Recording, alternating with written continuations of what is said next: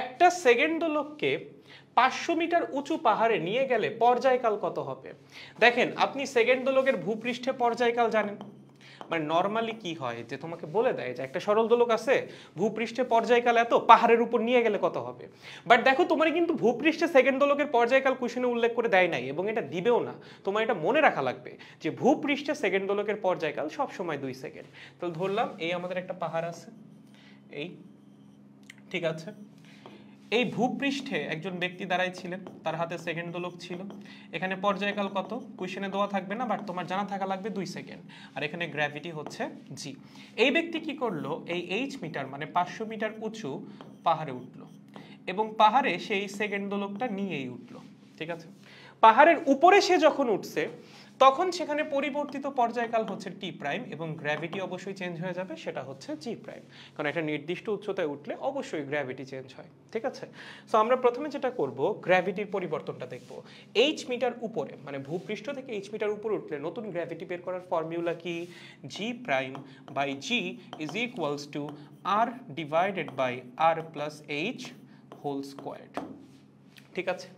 আমার কি লাগবে, এই উপরে পর্যায়কাল, তাই না? কেমনে বের করব? পর্যায়কালের রেশিও নাও, T prime by T.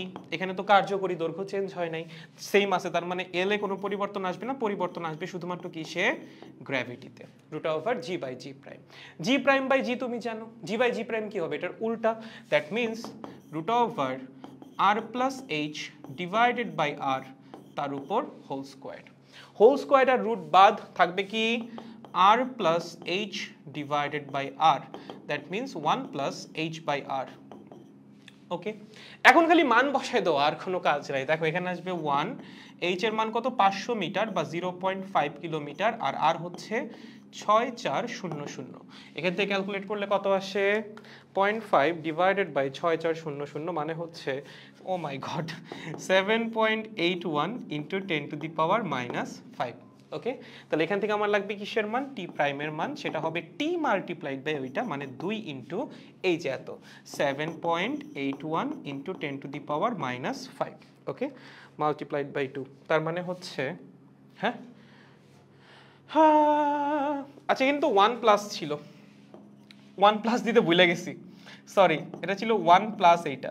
Okay, so আগে এটাকে 1 এর সাথে প্লাস করা লাগবে, দুঃখিত। 1 প্লাস অ্যান্সার আসতেছে হচ্ছে 1.0, 4টা 0, হ্যাঁ, তারপর 7, 8। সো এখানেও গুণ হবে 1.4টা 0 তার সাথে 7, 8। ওকে, সো যদি আমরা গুণ করি মাল্টিপ্লাইড বাই 2, তাহলে আসে হচ্ছে 2.00016 সেকেন্ড। ওকে, এইটা হবে হচ্ছে অ্যান্সার।